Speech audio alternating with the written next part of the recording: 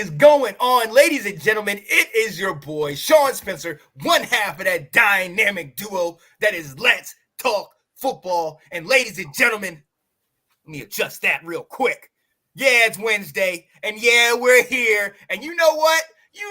Let me go ahead and do this for Janae and all these Cowboys fans so they know we still the same old Washington Commanders.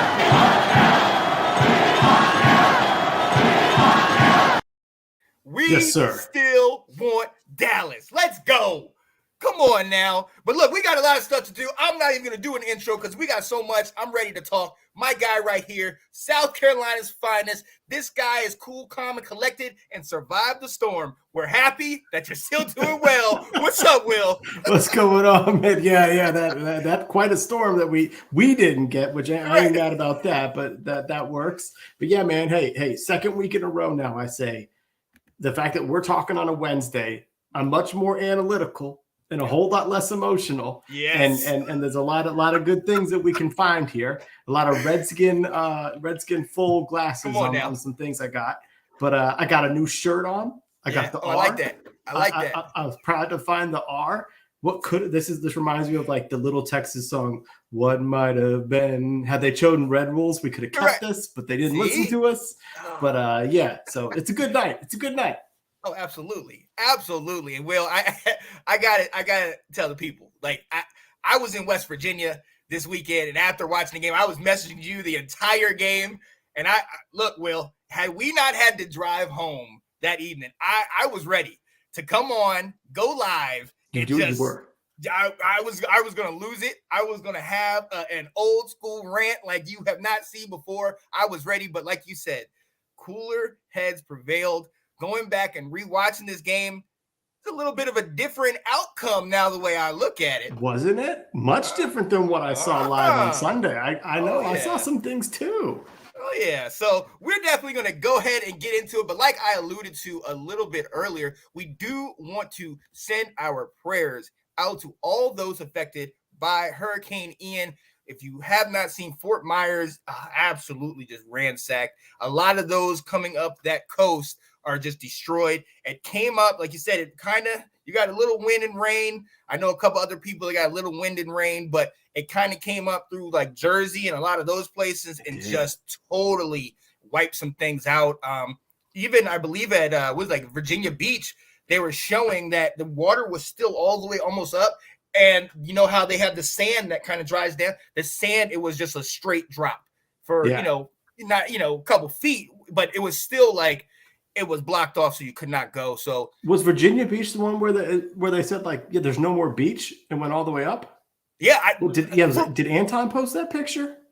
I don't know if he posted. I saw it on the news, but I'll definitely ask him about it. But yeah, from what it showed, it came all the way up, and they had blocked it off completely so that you couldn't go over there. And even though it didn't really ravage us in this area as much as it did the southern parts of America and Florida and all that stuff. Yeah. It's still just awful just to think about. I mean, the power of what these storms, hurricanes, things like that can do. Yeah, it was nuts. Like I said, we were obviously very thankful how much, we never lost power and all that. And it kind of moved from us. But yeah, without a doubt, I mean, it, like we said, it tore through Tampa, it tore through parts of Florida, and it's just awful. It's awful. Yeah, it's rough, man. It's rough. So definitely prayers go out to them. Make sure you are sending out, whatever you can, man. Even just a little bit helps. Even if you can't send down any money, send out, care packages. Send out, anything. Just reach out to them. My brother actually lives not too far. I think he lives in Jacksonville. And he was saying he's all safe. We didn't hear from him for a couple of days. He said, honestly, we were just, it was a lot of rain, a lot of wind, but nothing really crazy in their area wasn't really hit that bad. So I love that. I love hearing that because, for a while, I'm calling my dad. My dad's calling me. People are calling each other like, we haven't heard from my brother. And, all at the end of the day, prayers were answered. Everything is all good. Good deal. So definitely want to send our prayers out to them. And you know what? To show that even though this is a Washington show, we care more about people than anything else. One of the things I found out during the game, and I'd actually found this out before, Yeah. former Dallas Cowboys tight end Gavin Escobar lost his life in a rock climbing accident. He was no longer in the league. But I mean, he was one of these guys that loved to go out and, do those kind of tougher sports, X game, climb rocks, do stuff like that. And unfortunately found him at the bottom of whatever he was climbing, and he's deceased. And we just want to send our prayers out to his family. I believe he had a wife and 2 children. And that's awful. You never want to think about that type of stuff. So just send your prayers out to the family, to them, the organization, everybody taking care of that, because that's just, you never know the day or the time or the hour, man. So yeah. Prayers to him. What's going on, Nathan Snell? Nathan had a good show. Good recap of the game, man. You had some good things to say. So you watched it. Okay. I did. Nate, I apologize. I've been working nonstop on a new thing we're doing in Let's Talk Football. It's called TGIT. Thank God it's Tuesday, where we have 3 shows back to back to back, and they killed it all yesterday.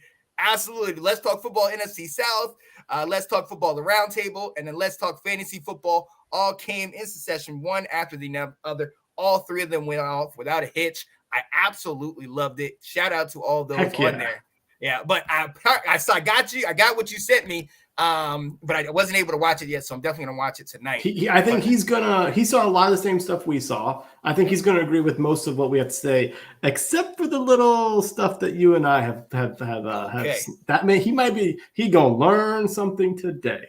Come on now, because we're here to teach, ladies and gentlemen. We're here to teach, so definitely going to get into it. You know what the show is. It's Washington Football Weekly, and you know what happened. We're not ashamed to say it. Washington again, for the 3rd week in a row, took an L, this time to our most hated rival, the Dallas Cowboys. Well, we lost 25-10.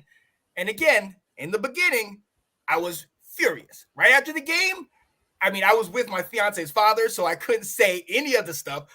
All the F-bombs I dropped were to you because I could not say them out loud. You know what I mean? So talk to me, Will. I mean, because at first glance, fists are balled, and I'm waiting for somebody to say something. But then, after looking into it, I don't feel as bad. Talk to me. Yeah, no, I mean, it was one of those games where, like, even while watching it live, it'd be like certain things happen. I'm like, really? That's happening again? We're doing that again? Whereas, like, it was just, so frustrating. We had to leave in about the start of the 4th quarter to go take family pictures. We had a 4:20 session, and we had about a 30-minute drive. So, but for the 2nd week in a row, I did not see the game end live, and that probably is good for my psyche. Not gonna lie. So I was able to go watch it later on. But I too, like when you said, you were like, Will, I'm so steaming mad. We got to go on tonight. At first I was like, nah. And then I was like, yeah, no, we got to talk about this. So I got fired up too Sunday evening, ready to go on. And I'm glad you were like, hey, I'm busy. I can't do it right now. And so that got squashed. Yeah, it was rough. And there are times when God definitely comes in and says, it's not going to happen. Hold up. Right.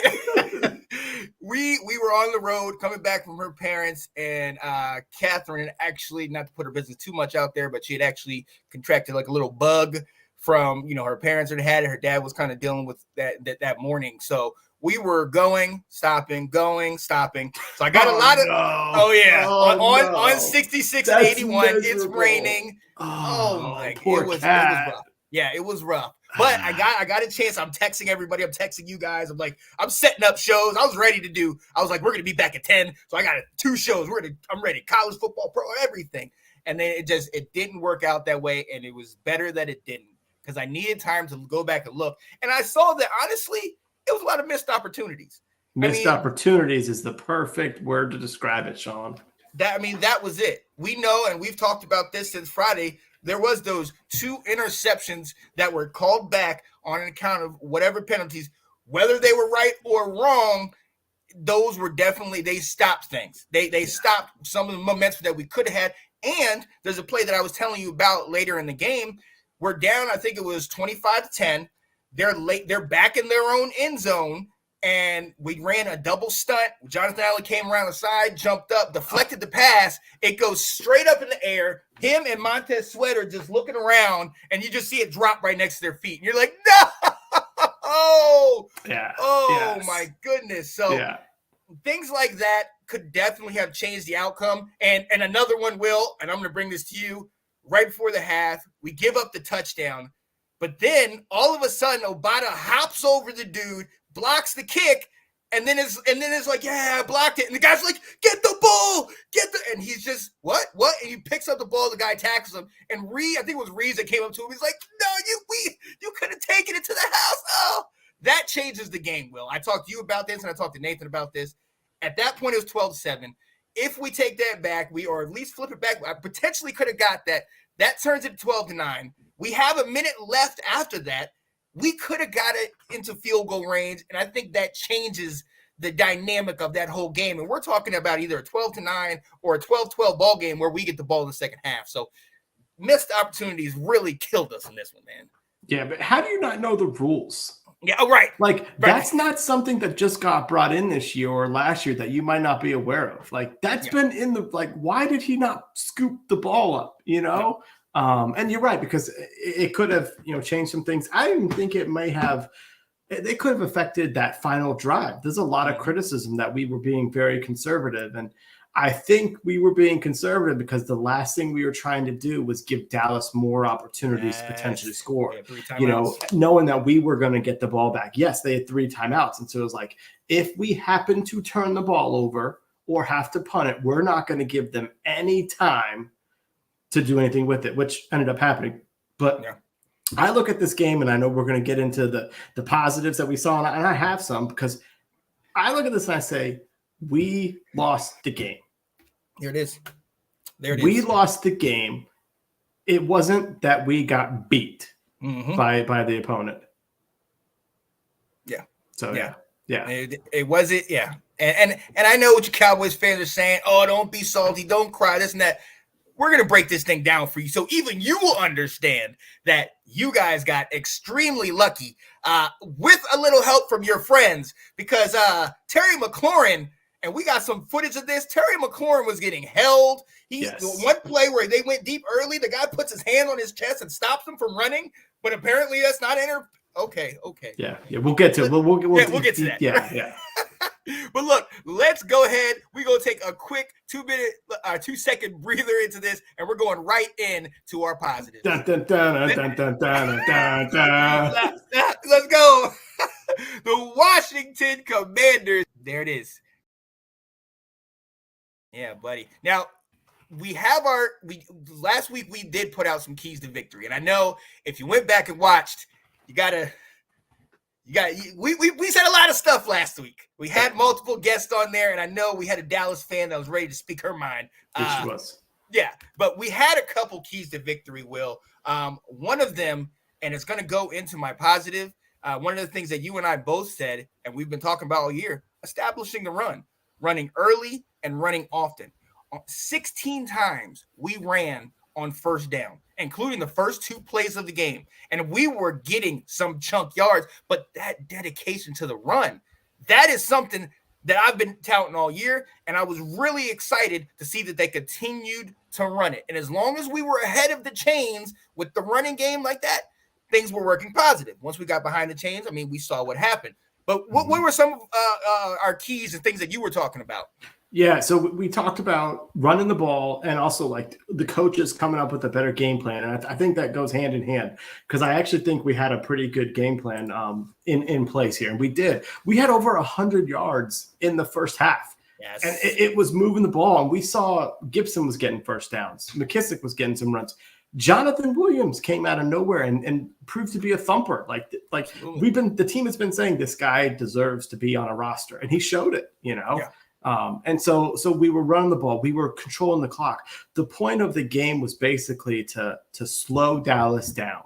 They had a very conservative offensive game plan, but we wanted to slow down and we wanted to wear down their defense. And it was working in the first half. Carson Wentz was throwing mostly shorter passes at time, and kind of working some of that stuff.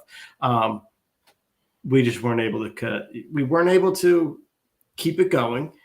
And as we found, and it's going to be kind of one of the negatives, is we just cannot handle any type of adversity on offense right now. Not at all. We unravel with the first bad thing, because we had drives that made it to the 50 and then penalties happen and we'd have to punt it away. We had drives where we'd get a couple first downs. We just, a penalty, just something would happen and we just could not sustain any type of success out there. Oh, absolutely. So, let's go into positives, and I want to come really quickly to what Nathan was saying. Offensive line allowed 2 sacks. Going back to some of the keys to victory, keep Carson Wentz clean, keep him upright, and make sure that he's not going down. That line, and we know the issues. There was penalties that we'll discuss. There was a lot of different things that, like you were talking about, set us back and definitely hurt us and our momentum on offense. But the fact of the matter is, we were able to keep one of the top 5 defenses in the league. I'm thinking college in the league. We were able to keep them off of our quarterback. Now, yes, there is a negative side to that we'll get to, because he might not have got sacked. Right. It doesn't mean they weren't in his living room. You know what I mean? Mm-hmm. So, but this was definitely something very huge to me, and it's got to be something that's positive. Will, what do you think? Absolutely. No, absolutely. Yeah. The offensive line giving up the 5 sacks that they did was not good. And I think Cosmi gave up 3 of them on his own. So that was really bad, but we'll get in the negatives. No, positives was we kind of gone over is we established a run game. It really happened in the first half. So I was liking to see that. And I was also liking to see credit to you, Sean. You've been saying this about the defense, and it happened. The defense was bend but don't break again. And that is going to be our MO. But you know what I noticed? And no one's talking about this. How come none of the media are talking about this? What was our biggest concern about the defense coming into this season? And that was the problem from the previous year. Third and long. Yeah, third and long. Getting off the field. We're not having those problems the last couple weeks. No. Now, part of those problems is because we're giving big plays away on first and second down, so you're not in third and long. But no, the defense was getting off the field. Dallas was punting the ball all 4 quarters. We gave ourselves opportunities. Yes. We kept getting the ball back. There were a couple of times I'd be texting you saying, we had the ball on our own 40. Okay, here we go. Let's go right at them right now. We've got great field position. And then we have a dud of a drive again. So the defense was holding their own. Our defensive line, Payne, Allen, putting pressure, earning their money. Payne's earning that extension by us or whoever gives it to him. Montez Sweat, who I haven't been as critical on this show of, but I'm very critical on Sunday afternoon, screaming at my TV. I'm like, give us a sack, make a play. Well, he wasn't getting sacks, but he was putting pressure. Like, especially when Dallas was up against their end line, he was putting some pressure and making Rush throw the ball quicker. So the defense played pretty well, minus our terrible DBs and the chunk plays and penalties that they have. But it was an improvement. So I'm going to throw it back to you, because then I've got my other positives are going to be where we had a chance to win the game, but I want you to give you a chance. Oh, yeah. I mean, and Alex came on. He's on this right on time. Perfect, buddy. What's up, Alex? Hey, but like you said, going back on what you said on defense, that it was bend but don't break. Look, we only gave up 5 first downs. Now it was 5 of 15, but like you said, there was a lot of chunk plays, so it is kind of a misconstrued stat. But at the same time, that's still a big thing. Another thing that was huge for us that we did last week, and it gets lost in the fact that we gave up 24 points in the second quarter, is that we essentially shut down the running game. Zeke had almost 50 yards. He had just under 50, but they had a total of 62 rushing yards. You know what I mean? That means something. Now, again, you got to stop the deep ball so it can actually mean something. But there was a number of times where they were running first down. They were running second down, Zeke or Pollard, and they were getting stuffed. I remember there was a time, I believe in the third quarter, where they ran a toss over to the left, and one of the only nice plays that William Jackson III had, he jumps up and hits him for a 7-yard loss. And you're like, let's go. You're getting hyped. You're into this. So our defense was holding its own and really keeping us in the game. And like I'm sure you're going to allude to, it gave us opportunities later in the game to still be alive. There's one thing, before I throw it back to you, there's one thing I do want to talk about that I loved, and we didn't do enough of it, and that's tempo. That's tempo. There's a lot of times where we had big runs, first down runs, where we're gassing it for 10 yards. We're going Jonathan Williams. McKissick got a couple. I know he got one right off tackle that took us down the field on the touchdown drive. Gibson, we were getting them around like that stretch to the left side. We saw something along that left side where we were getting around that left and getting a stretch. And then second down, boom, right back to the line. Go. Move it. Now, as we see later in the game, we do that and then an incomplete pass, penalty. Now all of a sudden we're backing up. Then it's hard for us to run tempo as much. But I really kind of feel once we had them on their heels, it negated the speed, it negated the size, it negated Diggs and all of those things. And I really believe had we been able to keep using tempo with successful plays, because that's the other side of it. You can use tempo all day, but the minute they stop you, it kind of shuts down the momentum. So we need to keep that tempo. But I loved that. I loved it. And in my opinion, we did not do enough of that. But going back to missed opportunities, Will, talk to me about some of the positives, some of the places where things could be very different if we do what we're supposed to. Yeah. So going back to the theme of we could have won this game, we lost the game. I'm starting to wonder if we need to listen to what Ron is saying when Ron has been preaching patience these last couple of weeks, and he's been saying, well, if we fix this play here and this play here and this concept here, we're going to be okay. And we've been really blasting him. Everyone in DC is blasting him. I'm sure you're hearing it up there, maybe he's on to something. All right. And there are some plays there where it's like, you know what, he might be right. And the other thing is the fact that, Ron's teams start off slow and end strong. We're in our slow start. So maybe there's a chance for us to kind of, renew this. So basically I'm trying to say, let's keep some faith. And now we're going to talk about some plays here. All right. Oh yeah. All right. So the score was 12-7. What's Nate? Expand on what? Can you expand on that, Will? Which part? The keep the faith part. Nate, let us know what exactly you mean. It's about the keep the faith. Yeah. No, I think it was on believing what Ron was saying.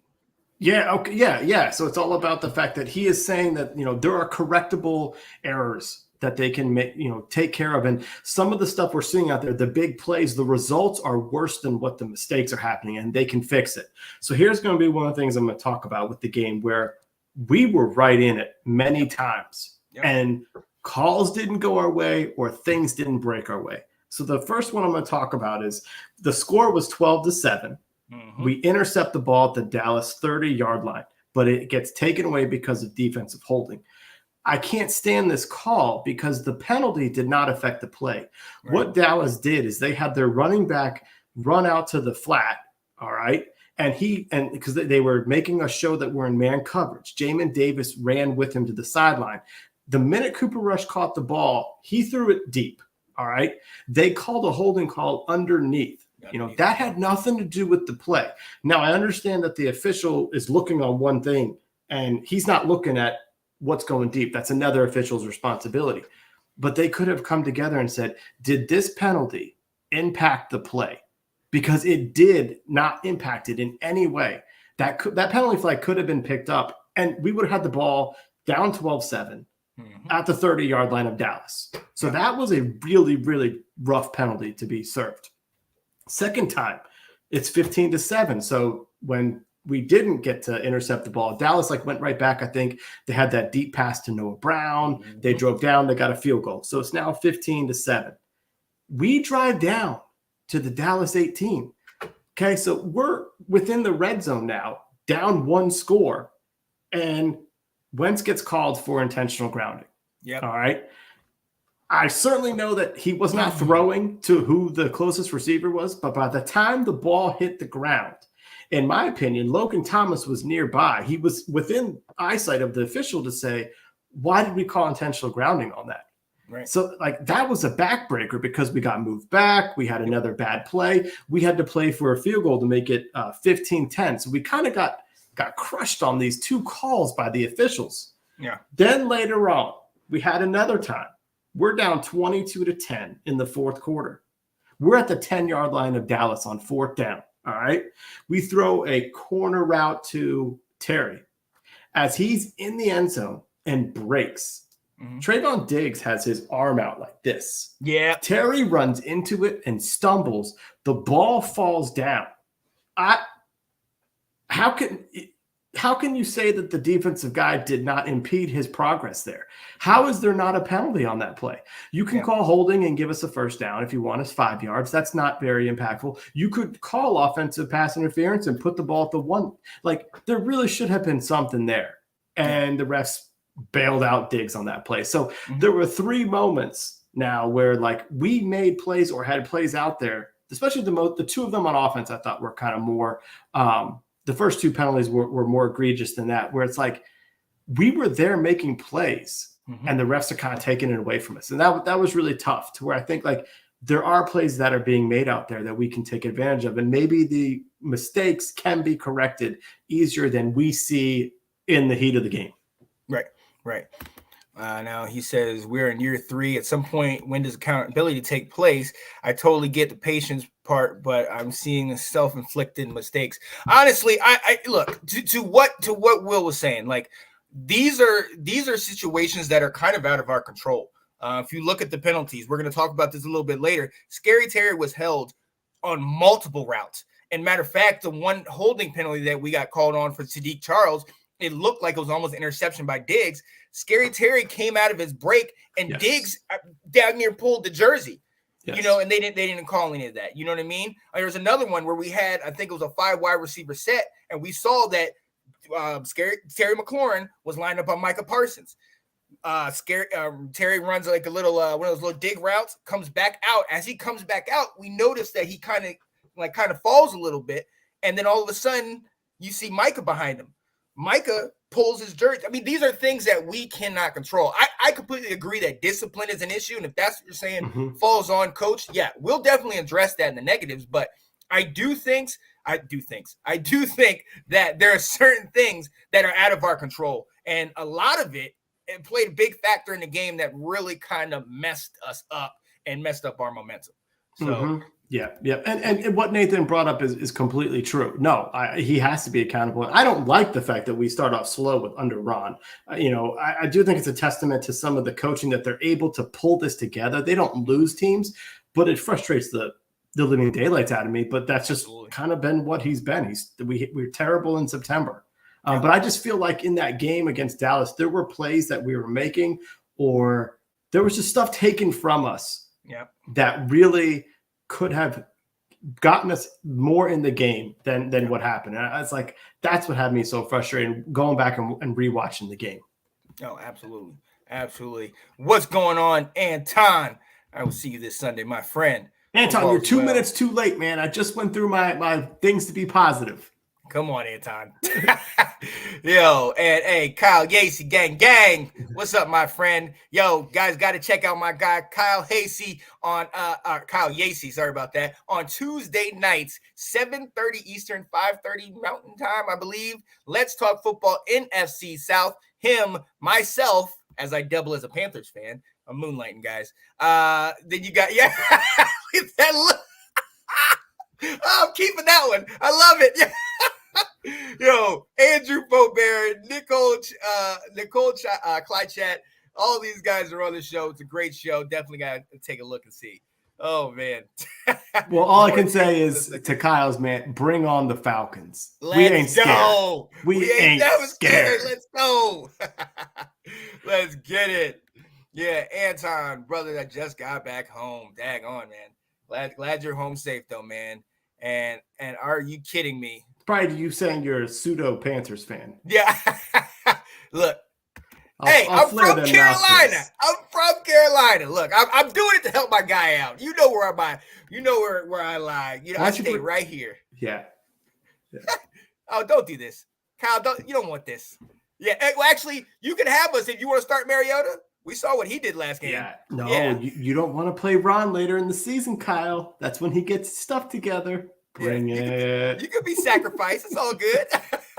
Yo, but ladies and gentlemen, we're gonna do this. Normally, I don't put a little quick breather in between positive and negatives, but I feel like we got some things to say in negatives. So we're gonna do a quick 2-second breather and be right back with you for our negatives portion of the show. Dun, dun, dun, dun, dun, dun, dun, dun. Let's go. The Washington Commanders. There it is. Yeah, buddy. We are back with you on Washington Football Weekly. Thank you so much for being with us. Holy Toledo, everything's falling around me. That's because we are getting to the portion of the show that is the negatives portion of the show. And Will, I'm going to send it to you. I was going to start, but had a bunch of my water just fell right next to me. So yes. So I was like, oh snap. So Will, I'm coming to you first. I got plenty, but I know you do too. What you got for me, man? I'll give you a couple, let you do some, and we can kind of, so we don't dominate. So the very first part is the negatives, the fact that our offense cannot handle any type of adversity. It's awful that all it takes is one false start, one holding call, one bad route that puts us into 3rd and long that we're not able to handle right now. It's so frustrating when we get in those situations, because then the defense is pinning their ears back. And going to my next point is our offensive line just continues to be atrocious. This week, we of our 11 penalties, 5 of them were on the offensive line and on 3 different players. You know, Wentz is under siege during the game, and he's just like last week. He's clearly rattled, so it makes some of his throws off. So it's just that we can't handle adversity. The line is not playing well at all, and it's just so frustrating that we can be making plays and then just start going backwards right now. I did not really expect this from our offense. I expected to be more frustrated with our defense. So the fact that that's kind of going on with our offense right now is a little tough. Yeah, no, that's definitely a problem. Oh my goodness. We want who? We want Dallas. We're coming back for you. And I hope you listen to this, because we got a whole bunch of things that we want you to know about how you were given the game. We were the ones who watched the show, Janae. There's some facts in there. Yeah, definitely. definitely. Yeah. But look, I agree. Our O-line, I mean, you talk about those penalties. There was on 2 occasions, back-to-back drives, I believe drive 3 and drive 4, that we had back-to-back penalties. On the first, Sadiq Charles gets a holding penalty, and then Cosmi gets a false start on the very next play. So we go from 2nd and 10 to 2nd and 20 to 2nd and 25. Then on another play, the intentional grounding that you talk about, we were 2nd and 10. That brings us back to about 2nd and 22. Then Cosmi again, false start. You cannot have drives where you are having to deal with 2nd and long, and I mean super long. 2nd and 12 is one thing. You can run something on that. But once what play do you draw up for 2nd and 26, 3rd and 20? You can't do that. That was not their defense. That was us making the mistake with us doing those type of things. We talked about the defensive issues and the PIs and the miss, the different calls. Look, Janae, I understand. I'm not going to sit here and start crying about, oh, my goodness, calls, this and that. But I do need to show you something. I do need to show, because the eye in the sky don't lie, Janae. Y'all were definitely holding my guy, Terry McLaurin. Several years of COVID, we were prepared. We were beginning to see our winter residents come back. We were looking forward to welcoming guests from around the world to Samuel Island. This is a cherished destination for many that come here year after year after year. Unfortunately, this tourist season.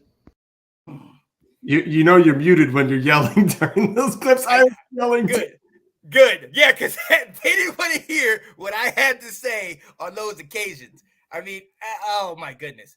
And I love that first.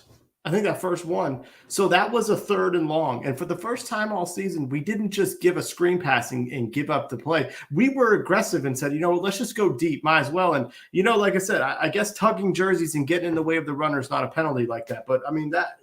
And if it's not going to be a penalty in the first quarter, let's not call it then in the 3rd quarter. That's all I asked for. Be consistent with it.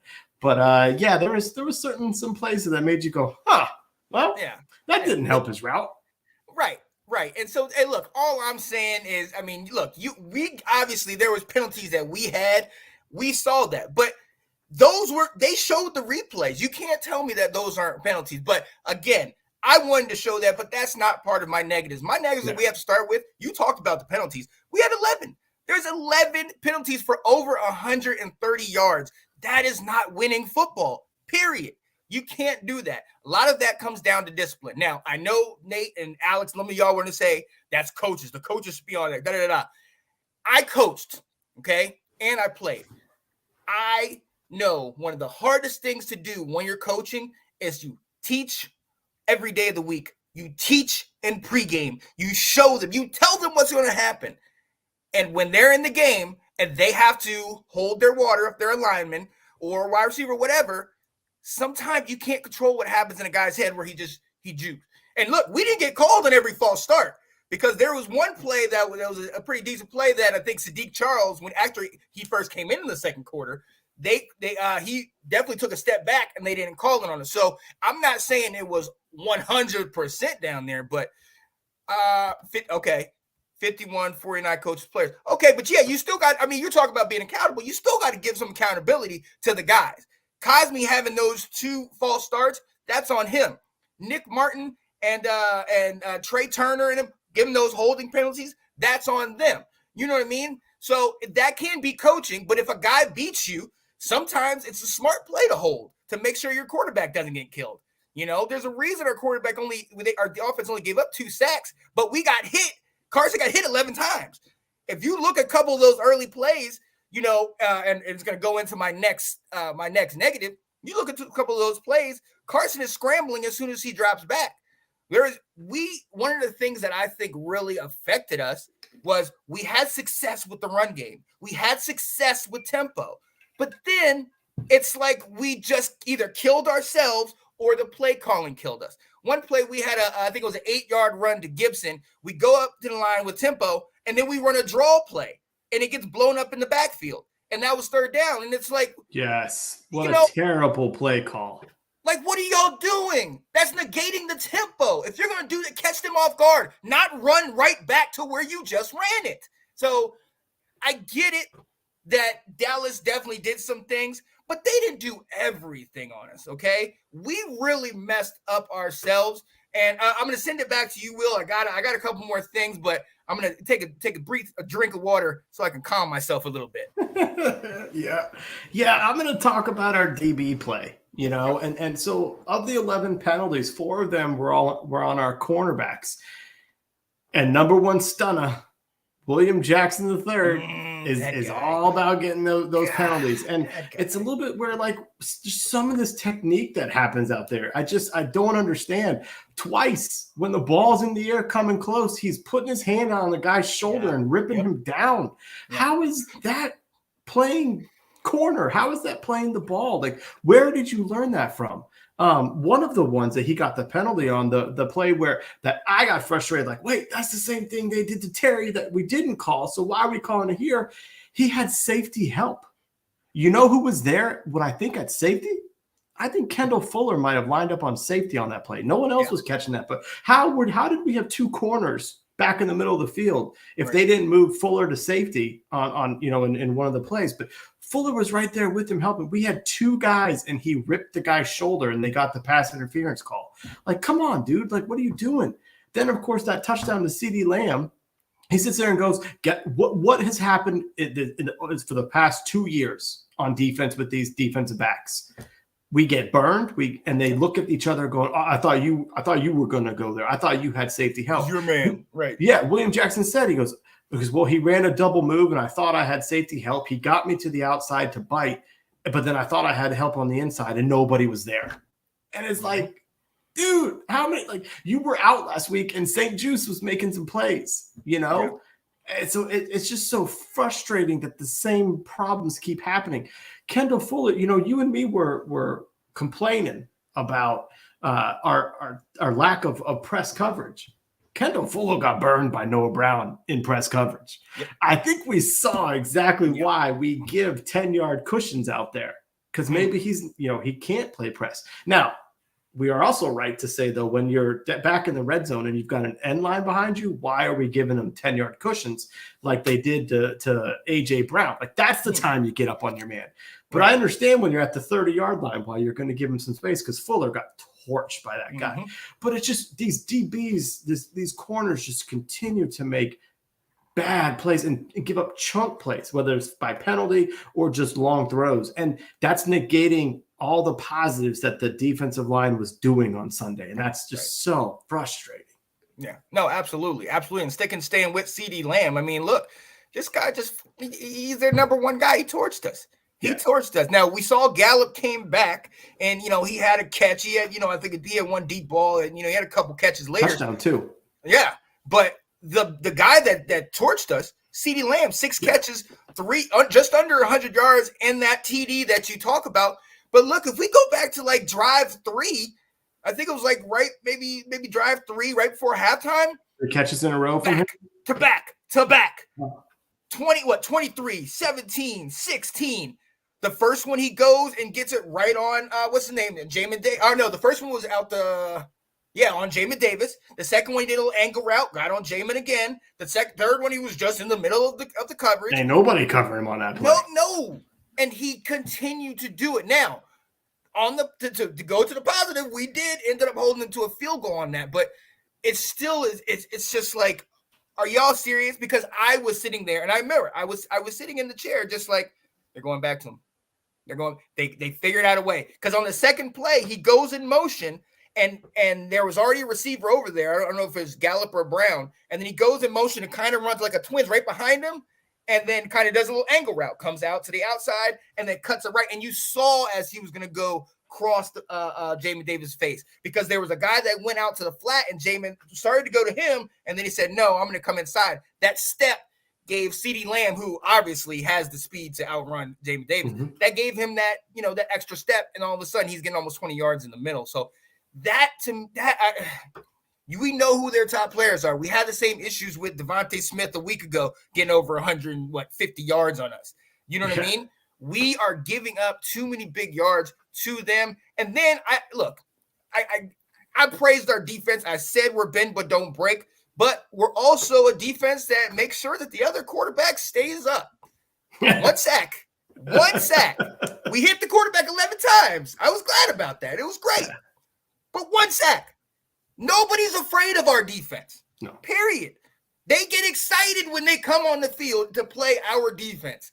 Okay. Now, I understand. You hear me? I'm getting a little louder. Yes, I'm getting a little frustrated. This is nothing compared to what I would have been like. I would have had to have the bleep button on Sunday, because it was just outrageous, some of the things that I was seeing. But honestly, I love that we're getting pressure. I saw us doing stunts. I saw us kind of switching in and out and having opportunities to get to the quarterback. And we're kind of getting there. On the touchdown pass to CeeDee Lamb, Daron Payne runs a stunt and has his hand almost right on the arm of Cooper Rush. Now, it was a good play by Cooper Rush to get the ball off. But then once he got the ball off, there was no contention. I mean, where was William Jackson in the flipping play? Yeah. He might as well have been on the daggone sidelines. You know what I mean? Signing autographs with fans there. He wasn't playing. Yeah. So honestly, it was absolutely ridiculous. Dude, we just talked about QBs not getting touched. Is their issue again? Yeah, hey, we have to. That was 2 years ago. Our D-line was the heart of our team. That was the strength of our team. They made good plays, yes, but we almost got to Jared Goff. We almost got to Hurts some of the times. But almost getting to them ain't getting the job done, because they're getting the passes over our head, and our secondary can't stop anybody. Right. So if almost means you're causing him to throw the ball earlier than he wanted to, and your defense gets interceptions, that's okay. Right. But if you're just almost getting there and they're still getting what they want, it's not mattering. Well, and kind of talking about this defense, what was really tough when you're talking about the defensive line is, and this is going to be my lack of coaching, segment part, is they did an interview about Micah Parsons. Aaron Andrews was talking about it, and he was talking how much he owes his first parts of his career to Dan Quinn. Yep. And how Dan Quinn has come in and took a really bad Dallas defense and turned them around and made them, very, very formidable. And he takes his best player and puts him in places to make an impact. Now, Parsons didn't have a very impactful game on Sunday, but he's someone that you're game planning around. You get nervous around him, that you have to be watching where he is. We've got Montez Sweat as a first-round pick that is a physical freak, and we're not doing that with him. He's not scaring people, you know.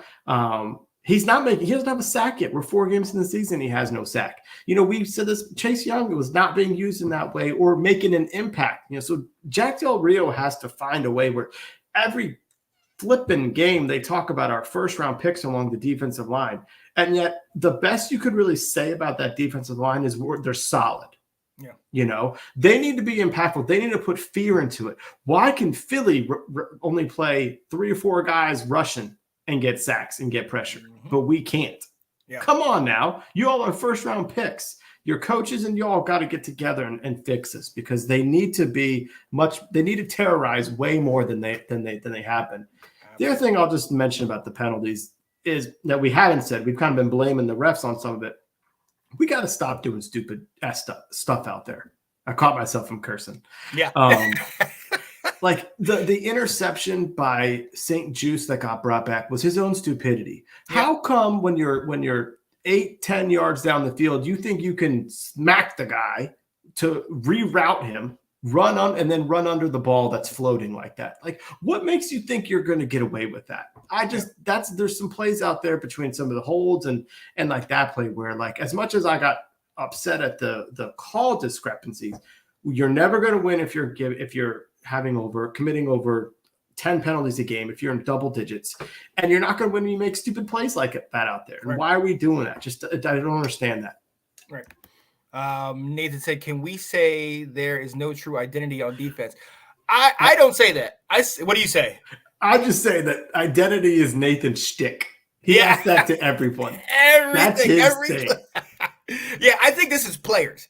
If you sit here and really look at that, there's 3 guys on defense that the offense seems to want to exploit. William Jackson III, Kendall Fuller, and I have seen I don't know, propensity, is this the word? Does that mean a lot? I think so. I think so. Yeah, I think you're saying it right. Right. Yeah, there we go. He has a propensity to get burnt. It's Jamin Davis. Okay, I'm just gonna say it the way I need to say it. Honestly, they scout us and they know if we can get a running back or if we can get a wide receiver on Jamin Davis or on Cole Holcomb, we have an advantage. They are being picked out individually, those 3 guys, and they're being targeted, and they're not showing up every single time. And matter of fact, especially later in the game, every time the ball went up deep to William Jackson III, I held my breath.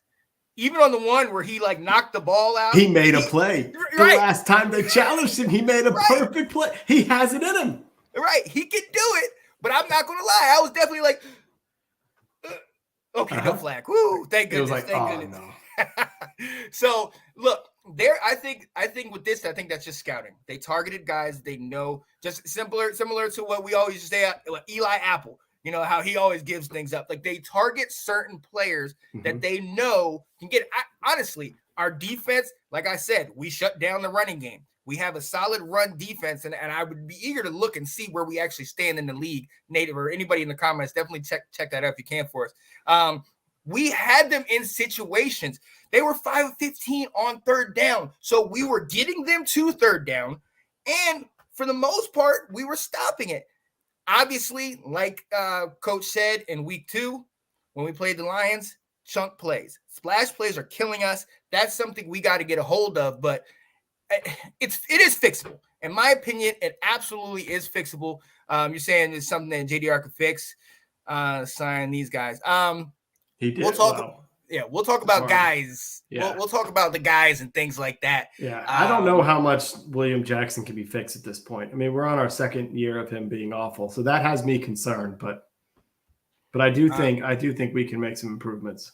Anton said, "Will I disagree? That ball was underthrown. The ref saw it and threw the flag. Goodness, that should have been let go. I don't think it should have been let go. I think it was definitely a penalty. But no." Okay, so I'd have it. Opinion. Yes. He said the last 37 games we trailed 20-0. How do you feel about that? Not good. Yeah, no. A lot of getting in holes and having to come back, which we haven't had the firepower to do. Still don't. Is that the last 37 games or the last 3 games? No. There's been a lot. I don't know about 37. Yeah. There's been a lot of games where Ron, in his tenure with Washington, has been down by 20 points. It's been quite a lot. Oh yeah, it ain't good. I believe it. Yeah, it has been rough, but we're gonna try to give y'all some hope, ladies and gentlemen. We're gonna try to give you some hope and bring out our game balls, ladies and gentlemen. Yes, we still have game balls, and we've had them each of the 4 weeks of the season, including these last 3 weeks where we have been losing. I'm going to start with the position that I played in high school, and I'm gonna. I knew you were gonna do that. That's why I had to start, because I knew you were gonna hit this. No, did you do just one, or did you do all of them? I have an offense and defense. You go first, and I'll let you know if I copy you. Mine is running backs. Running backs. It was all three, running back by committee. And I thought it was absolutely great. Gibson, I've been talking about him all year, but they really pushed the rock with him, giving it to him on first down, giving it to him on second down, consistently letting him touch the ball, and not runs that are eye form right up the gut.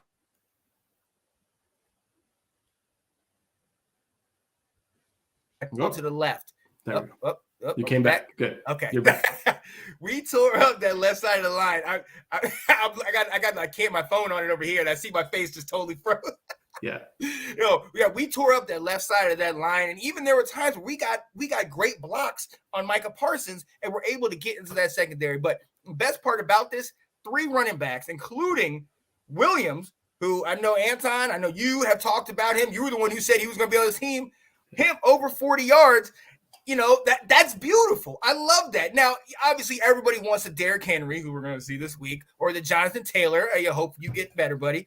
That, is one guy, bell cow, 140, 150, 30 carries. That's not us. And I like this, that it is a running back by committee, because each of these guys had, I think only Antonio Gibson had over 10 carries. McKissick, I believe, had 8. And I know Jonathan Williams only had 5, and he was able to get that. But each of them got 40 or more yards on the ground, and we totaled over 140 yards rushing.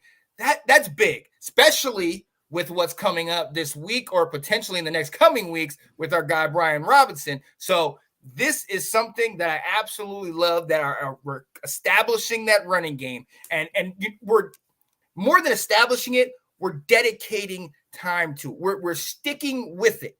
Even if we get shut down, we're sticking with it, and it's proving that it's working for us. So on offense, I'm going with my running backs. Let's get it. Yeah. Well, so I was going to go Jonathan Williams as well, because I really liked the way he ran and came in, and he runs a little bit harder than both the other 2 guys. So that was going to be my game ball. Although we might not see him a whole lot here moving forward, which may not be a bad thing if we're bringing in a better talent. I'll go to Jahan. And man, it really sucks that he's injured and is going to be out for a little bit, which he got injured because he was held when trying to cut. But, there were no penalties out there. We're crying over it. That's right. Come on now. But he's just been a playmaker out there. That touchdown pass with Wentz was a thing of beauty, and he ran such a crisp route. He set the guy up and made his cut. It's just he's just been such a gem of a draft pick. So I'm going to go with him, and we're going to miss him in the next 2 weeks. Oh, yeah. Definitely going to miss him. And I'm going to let you go on the defensive side so I don't steal what you got there, too. Thank you. I am going to go our 2 defensive tackles. They're our most consistent pass rushers right now. Yeah. And Deron Payne is playing lights out. Yeah. He does the dirty work, takes on 2 blockers quite a lot, but he's also putting pressure on the quarterback. And if you're gonna play well in your contract year, when it's time to get paid this offseason, and he is certainly doing it. And he's getting to that point where I'm starting thinking, saying, well, based on our depth, which we're gonna get to soon, maybe we can't afford not to re-sign this guy. So yeah, no, really, really happy with the way they've been playing, those 2 guys inside the Bama boys. Yeah. This is why we should probably talk about who we have for game balls prior to it. I also picked the D-line. No, I picked the defense as a whole. And I know we've talked a lot about the secondary and a lot about the things that they've messed up on. But honestly, 5 for 15 on third down. We held them under 65 yards rushing, and honestly held their main guy under 50 yards rushing. And we didn't sack the quarterback, but one time, but we got to the quarterback. And it showed up a lot later in the game where there was a couple plays back to back where they ran screenplay, and we were right there.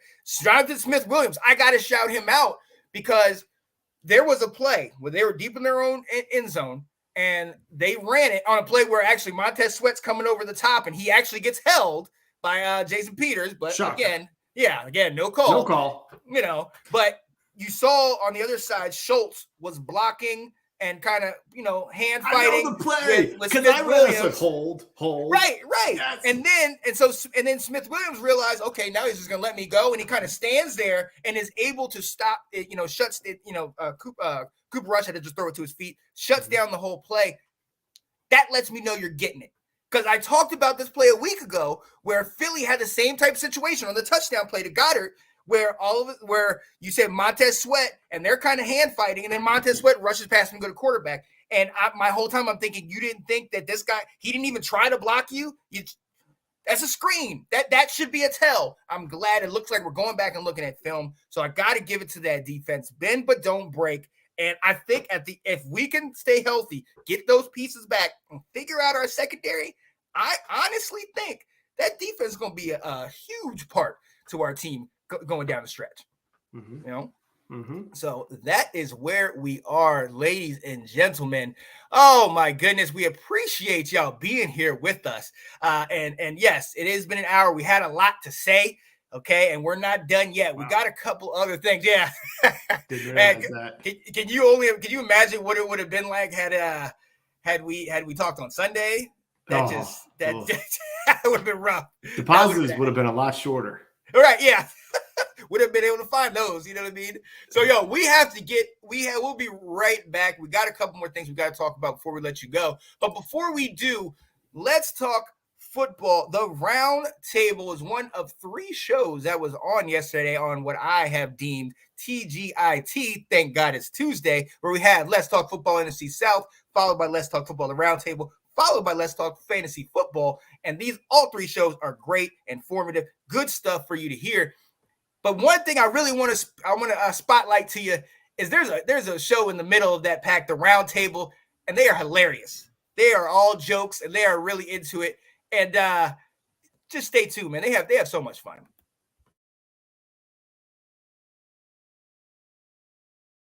So I'm going to take the Lions +3 in this one over the Patriots. If anybody can tame a bird, it's definitely an. Now, see, this is what I'm talking about, ladies and gentlemen. This gentleman is on the show, and yet during my segment, what is he doing? Playing around on his computer, making notes, telling jokes, trying to be a funny guy. Do I do that during your segment, sir? Do I sit there and make comments? Do I laugh at you? No, I do not, sir. What is this? I thought we had a better relationship than this. You know what? Don't make me go Shannon Sharp on you, because I'm telling you, let me tell you something there, Skip. I don't think this is right, because you be making comments during my segment. I don't think this is funny.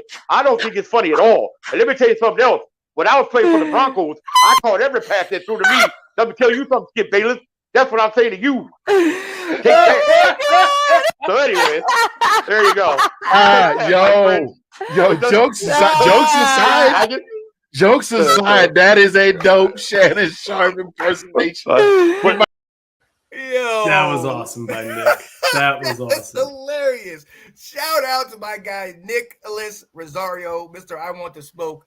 He is one of the 3 hosts of Let's Talk Football, The Roundtables, Tuesday night, 8:30 Eastern, 7:30 Central, and all Mountain West and all that good stuff. So definitely tune into them. We're going to keep this thing moving right along. I do want to answer this one right quick. Nathan said, I guess my question is, are we expecting Chase Young as a second coming?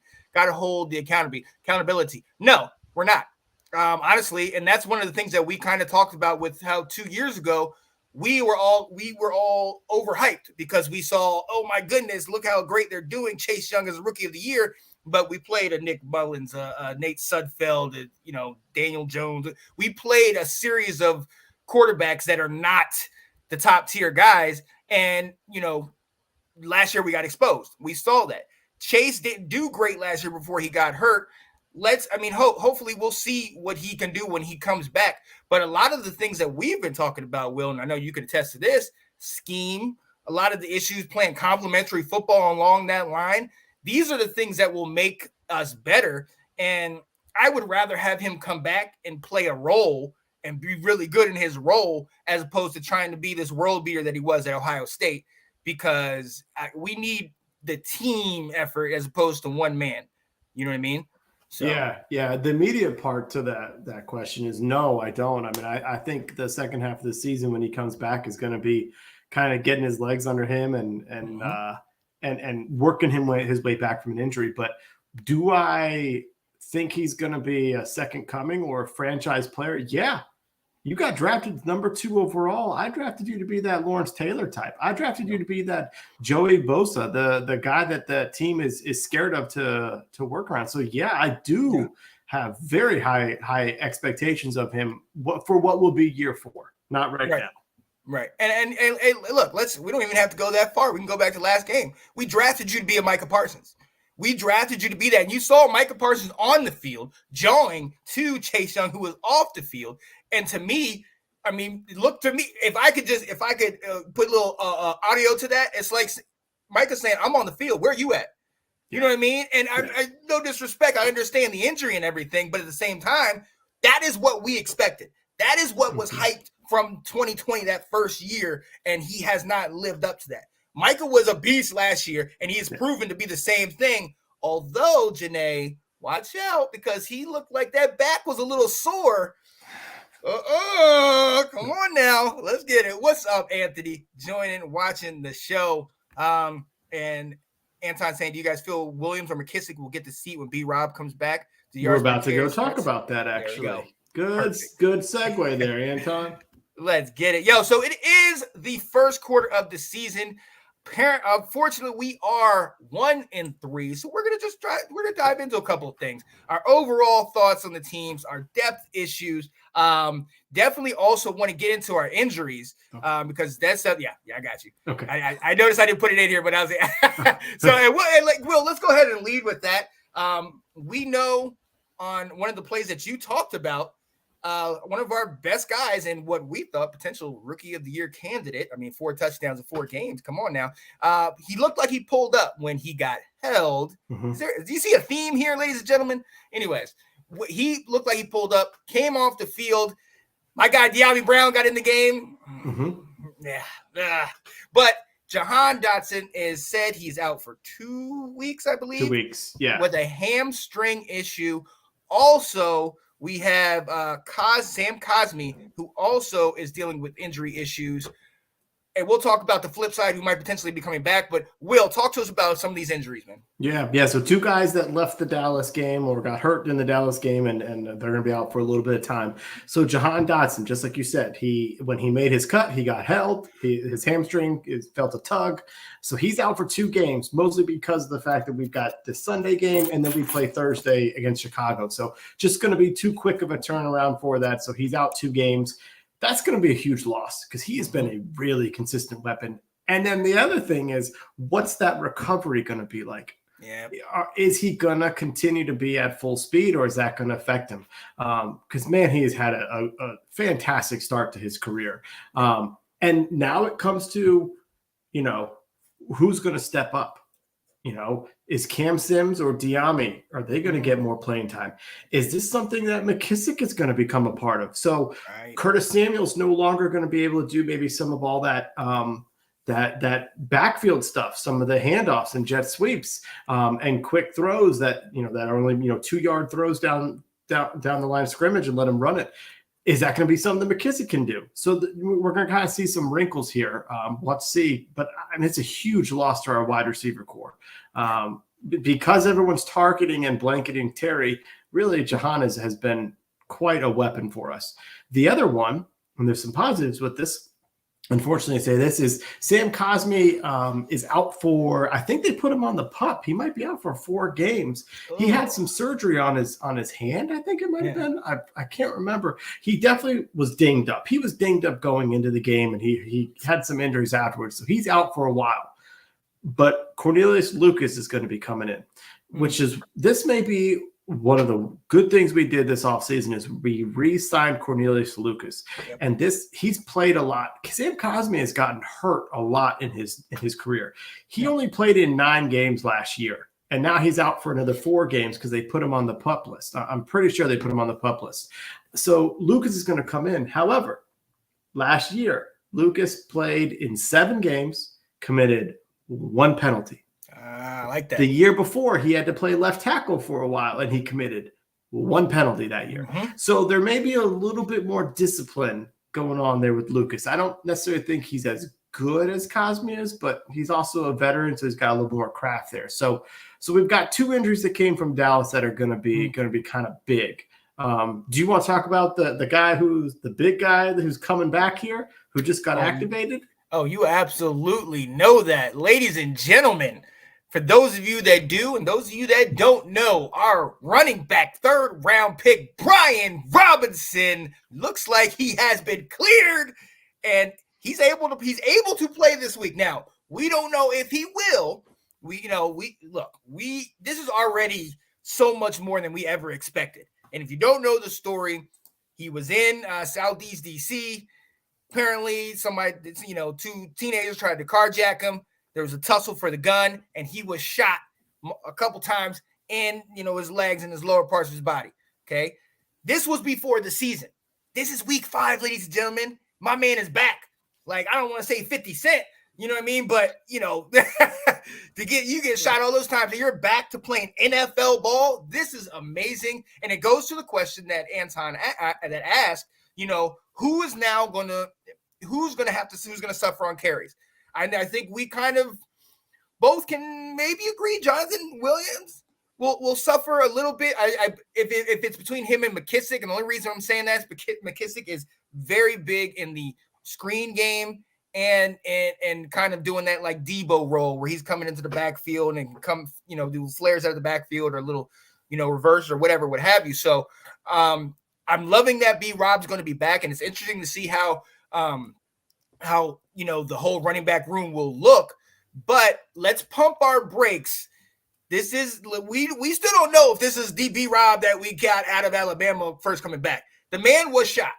Okay, that's not something that I've never been shot, so I don't know. But I don't think that's something that you just easily are able to get back from. Mm-hmm. Now I'm sure he's probably been training and doing some things once he's been kind of back in the room and back on the field, kind of in house. But we're talking about game speed. We're talking about going up against other teams that don't necessarily care as much about you. You know what I mean? Like, they'll respect the fact that you're injured, but it's still competitive little, we got to win this game type deal. So it's going to be interesting to see going forward if he gets a full, full run, a full set of carries, this whole thing, or if he's on a pitch count where, hey, we'll give you 4 or 5 plays, see how you look, and, kind of get it that way. Because regardless if you're shot or you have a hammy or you just are out for those first couple weeks, there's wear and tear that might not be there, but then there's also, you got to get back up to game speed.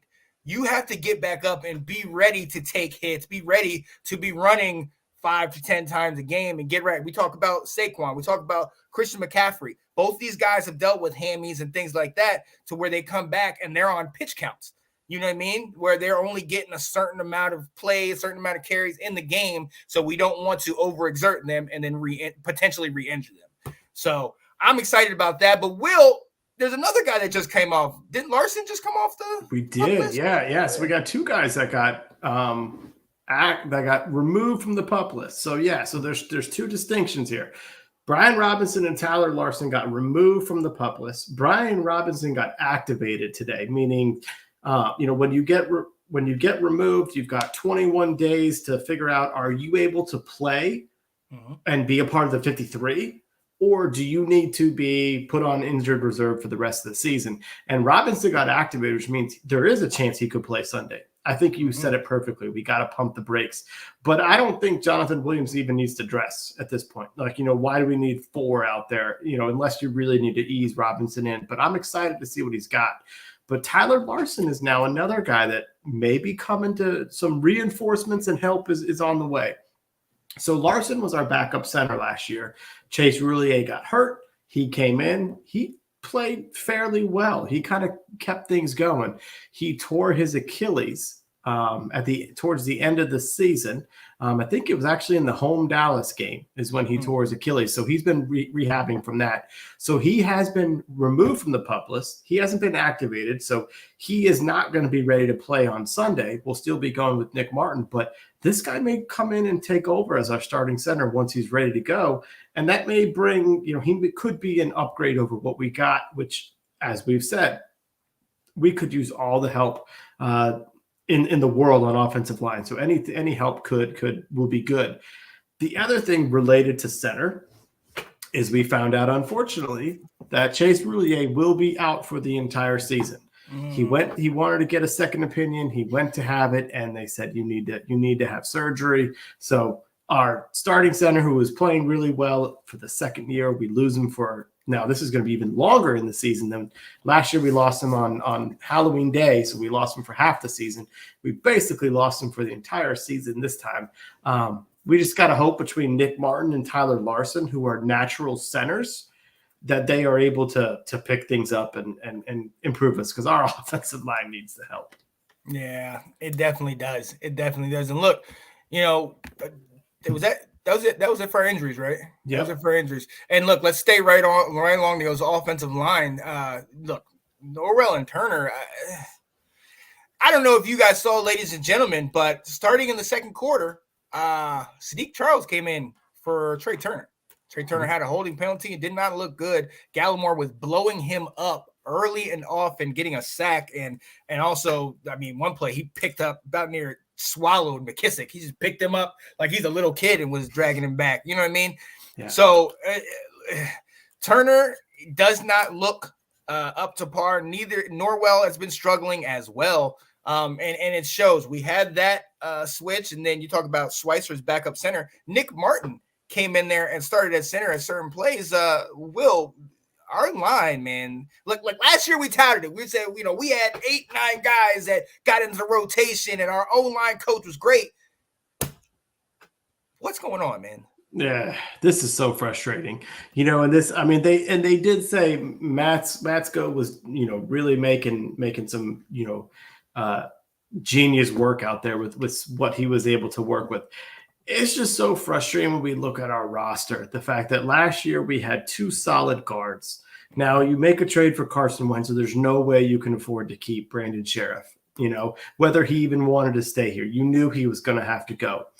But then we got rid of Eric Flowers. So now we had to re-sign 2 new starting guards, and we went on the cheap. We went out there and got Andrew Norwell and Trey Turner. Trey Turner was a Pro Bowl player with the Panthers. He was. He got cut by Pittsburgh, or he was not re-signed by Pittsburgh this past year. And Pittsburgh does not have a good offensive line. Right.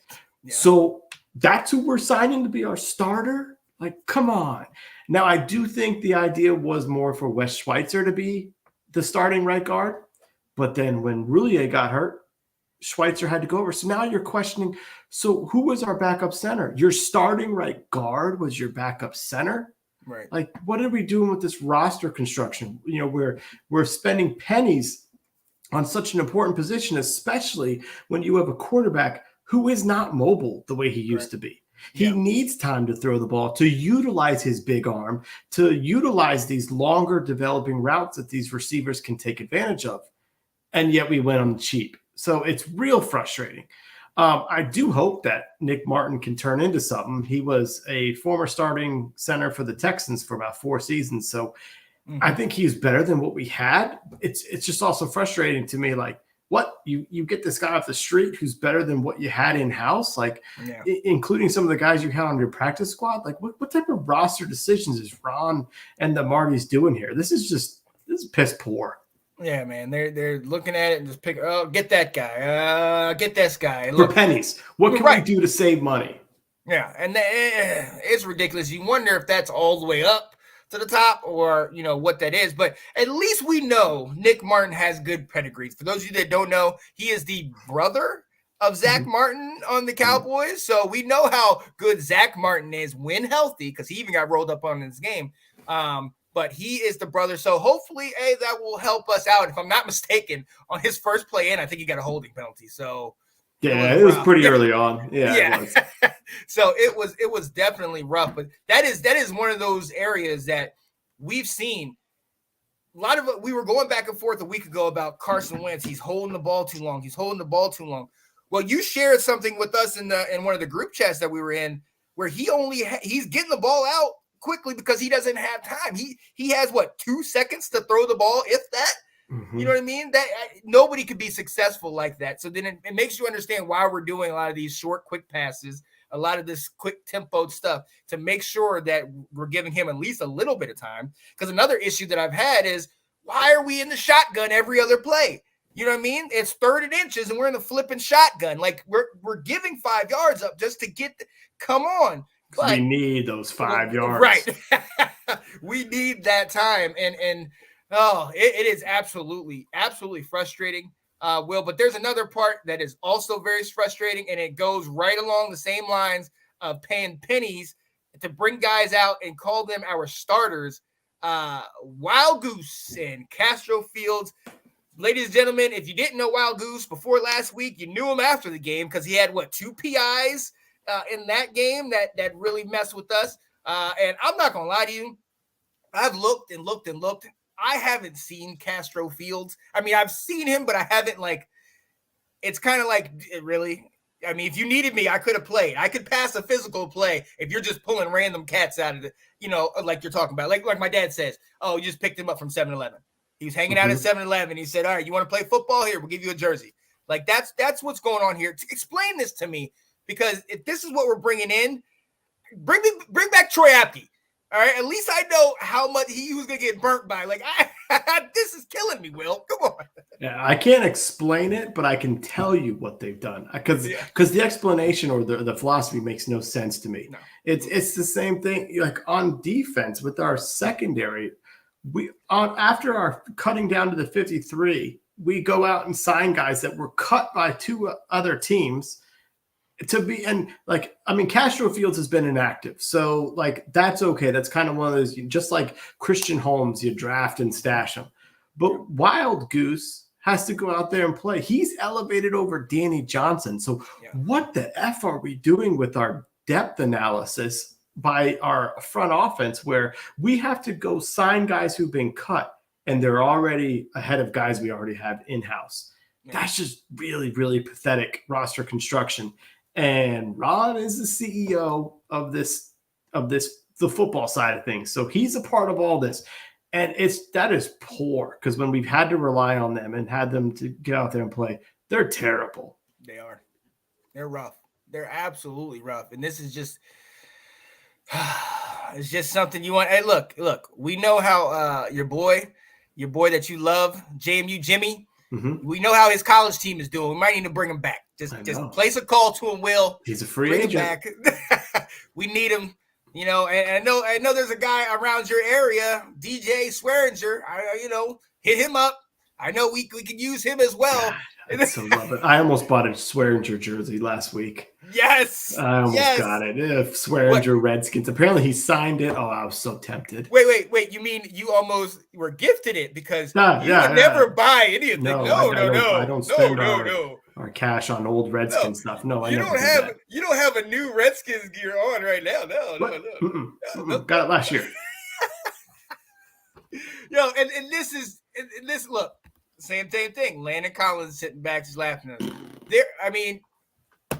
At the end of the day, when you look at Wild Goose and Castro Fields, you say Castro Fields is not there, but inactive. But Wild Goose has showed how awful he has been playing, and thankfully I didn't call his name, but maybe it was garbage last game. Like it is really bad roster construction. It's stressful. Why would you? It just doesn't make sense. Because even at the time, like you said, when it came to the final 53, we were like, okay, well, they signed them after just to have people to sign on there. But we didn't think that this was going to be the guy staying with us going forward. So this, I'm trying to figure it out, Will. I'm trying to figure it out. But and we're gonna quickly move on to this part because D-line, but also undrafted free agents and newcomers. We could use some undrafted free agents or newcomers, anything like that for the corner position as well. So But for the D line especially, what can we do to help us? Because 3 of these guys are legit, but then once they come out, it's just continue this, like, we're like, and Ab says it right when he looks at, we're cheap. Yep. Here we are. We've got all these first-round picks on for the defensive line, and all of their backups are 7th-round picks and undrafted free agents. There's no middle ground. Like, what the are we doing here? And so guess what? People get injured. Our 2nd-round pick gets hurt, and he's out, and now you're bringing in these street free agents to come in and play immediately, against definitely against Philly. We had a guy play for the first time. We signed in the free agency. The week before, we signed a street free agent, and he suited up. Yep. It's like, why are we going after all these undrafted free agent guys that other teams have casted off? Why do we not have any type of veterans in there of any sorts? Like, I know Ryan Kerrigan he retired because his time was up, but where are the players like that? Tell me why we don't have Star Latulele on this team. He played in Carolina. Why is he not a part of this team? I'm sure he knows a little bit about how to play the game. Instead, we're trotting out these guys that are undrafted free agents to play rotational pieces. Like, we're being cheap with our backups. It's almost as if, like, we think we're playing the game. Like, when I played Madden, I turned off injuries, so my starters played the whole time. Because I thought it was bull when they got hurt. It's like, you think you're going to go through the entire season like this? And you're getting undrafted guys and 7th-round picks to be core backups. It's absolute garbage the way this team has been made up. And we've seen in the first part of the season, now that they've had to play, we're just getting exploited because of them. Mm-hmm. Mm-hmm. And look, you make a great point. I get, everybody wants to get newer. Everybody wants to get the fresh talent, get a college guy, get a guy that's in his early 20s. He's on the right side of 30, if you will. He's under 30. And I get all that. But there's something to say about having that veteran presence in the locker room. I want to look at Nathan right here. Look at Baltimore. They re-signed Calais Campbell. Yes, he's definitely on the wrong side of 30. But he's been a part of teams that have been contenders. He's been a part of teams where he can also be a locker room leader that makes such a difference. There's a lot of stuff that goes on in that locker room that we don't see until it spills out. But in the best teams, the reason why you don't see it is because they squelch that stuff. I'm sticking with the Ravens. When you had an Ed Reed and a Ray Lewis in the locker room, they handled the stuff in-house. Kerrigan, for us, you go back in the old school days, the Monty Colemans and the Darryl Greens and the Art Monks, these guys handled things in-house. Sometimes I get you might lose a little bit of the speed, a little bit, maybe, the talent from the older guy, but what you gain in experience, what you gain in bringing these guys in and kind of helping everybody to kind of understand how things are going to go. Because look, we know that you could have the Chase Young and matter of fact, Micah Parsons, prime example to the interview the thing that Aaron Andrews did, and where he talked about Dan Quinn and talked about the thoughts and the goals that I had for my career and where he wanted it to go. He completely changed it, but he was so good. What makes him great is that he was receptive to hearing that. Not all the super talented young guys want to hear it, especially when they've been the best in high school, the best in college, and coming in getting highly drafted in the pros. They don't want to hear that. They think I'm just that guy. Even back to Chase Young, where there was a lot of plays where he went off and do his own thing, and he would be creating a hole for the defense that we're getting gashed. So there's something to say for getting in some of these older guys. Shout out to late, great George Allen, who traded away every draft pick he ever had. And he is the over the hill gang, went in there and played in Super Bowl 7, lost, unfortunately. But I mean, the talent they had on there, the Hall of Famers, there was just something for the experience, something for guys that have been there. Mm-hmm. Hey, we need to make some of these decisions to get that. But it goes back to roster construction, absolutely, like you've been talking about. Wait a second. What do you say real quick? This looks like Madden franchise and his CPU is signing free agency. Well, yeah. Putting guys in there just to fill the roster spot. Just whoever. But like you alluded to, and like we started with injuries, I mean, we've said this since last year. We're a couple players away from seriously having major issues, and to be honest, it's kind of happened now with our secondary, and then obviously trying to fill in for Chase Young. But what if my guy Cole Holcomb and Jamin Davis go down? Where do we go from here? Is it Eifler? Is it Mayo? Like, come on now. Right. John Bostic. Right. Ugh. That's another position where like we've gone so cheap where you only want to rely on 2 linebackers, but then the guys behind them are terrible. It's like we just have to hope they don't get hurt essentially, because the depth behind there, it's just a continuing theme of, Ron, this is your team that you're in year 3. You said they're going to make a step up. You have weapons, but the depth behind drops so much that you can't overcome these injuries. And it's just roster malpractice, in my opinion, like on what they're doing. And it just doesn't make sense how they've just gone so cheap on this stuff, and they're getting exposed. Yeah. And look, and you guys know I've shouted out Cole Holcomb, North Carolina all day. But look, both of these guys are mediocre at best. Like, they have got good heart. Maybe, they're hustle. They're hustle players. Moral but they're support. not. Yeah, moral support. Right, 100%. These guys are the moral support of the team. But at the end of the day, if we put on these stud players, they're going to get torched. You saw it. CeeDee Lamb ran all the way past Jamin Davis multiple times. One of the first times out of the backfield, their first down of the game, Zeke is blocking, and nobody's coming open. He kind of just leaks out of the backfield. Holcomb is there. Zeke catches it and then burns Holcomb down the sidelines. These are the type of things where Holcomb and Davis they're great. Yes, I like them. Yeah, man, I'm glad you got a jersey. But no, they're not supposed to be my starters. No, you fill in when needed. That's what it is. So it goes to your point of A, being cheap, B, kind of settling for, I guess this is what we have, and C, not being proactive, not going out there. We talked all off season like they've got to make a move. I understand you don't want to pick the same linebacker like you did a year ago in the draft, fine, but you still have to make a move. Ron, you told us that free agency doesn't start till after the draft. Well, who did you get? These corners? Because you didn't get linebackers outside of Mayo and Bostic. And obviously, I looked at Bostic on the sideline. He's looking up at the camera and that, what's going on. So something's got to change, So, yeah. I hear you. It's scary. It is. Ladies and gentlemen, we are definitely getting close to the end of the show. We're going to take a quick breather, and then we're going to preview this game, ladies and gentlemen. We're going to see where we stand with this game. So we'll be right back. Actually, guys, I love North Carolina. We're going to give you a quick little dance break.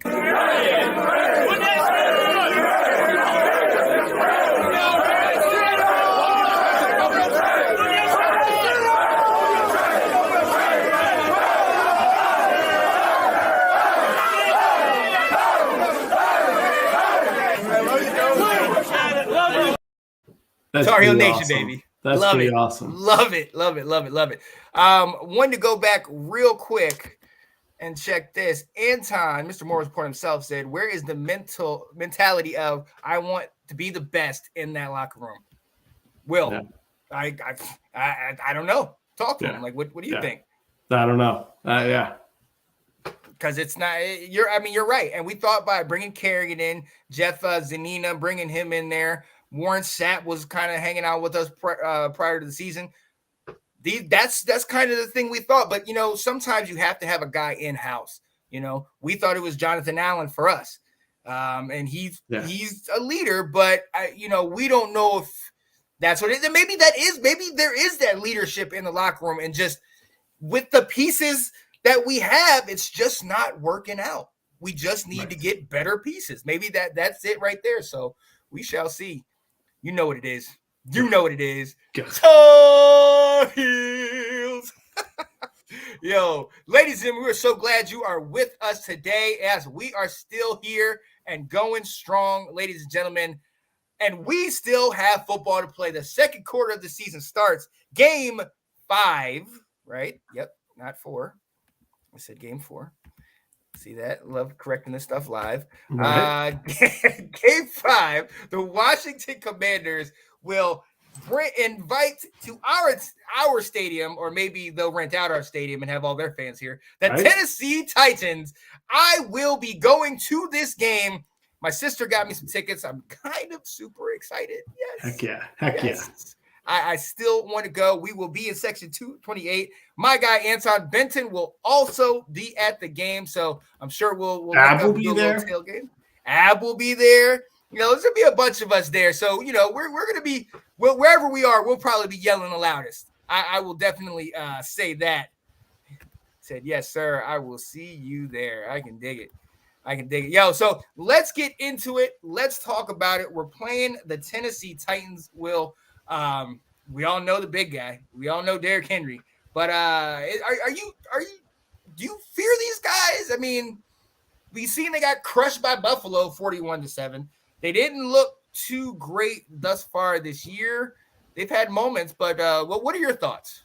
You know, I think the shine has come off Mike Vrabel and the Tennessee Titans. You know, he reminds me a lot of Ron Rivera. He just like a newer version. He seems to be this kind of more old school type coach. You know, he plays by running the ball, pounding you. You know, he's got a quarterback who he just doesn't want to lose the game for him, basically, be that game manager. So I know I'm not too worried about them. I will say this is a must-win game. Yes, you can call this code red if you want to. We have to win this game, have to win next week against the Bears and be at 3-3 if we're going to right this ship.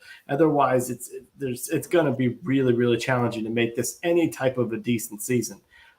They've got, you know, a stud in our most weakest area. Their defensive tackle, Jeffrey Simmons, is a beast. Yep. And that is, you know, our interior line has been poor, and that's going to be a huge play. Let's hope maybe this week 2 of Nick Martin in there, plus, you know, Sadiq Charles, he's got a little bit more beef. You know, we'll be able to work together, get some cohesion and play and kind of contain this guy as best you can, because he can certainly be a problem.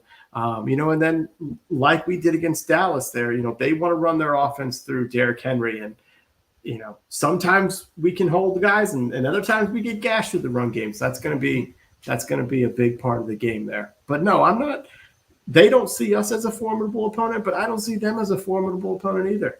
Right. I mean, I'm in agreement with you.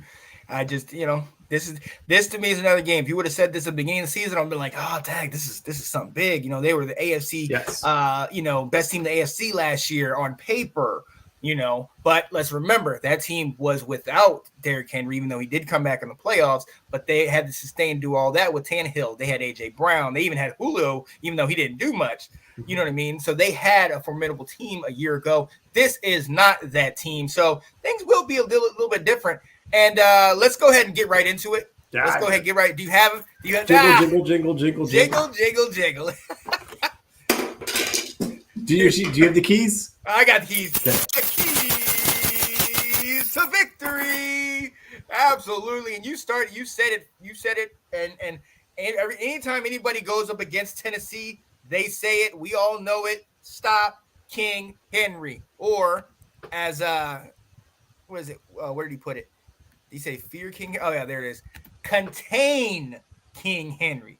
That, I think, is more reasonable, more realistic. We have to contain him. We have got to limit him from those big plays. He's going to beat us down. They're going to get a steady dose of him. We saw what he was able to do to the Raiders.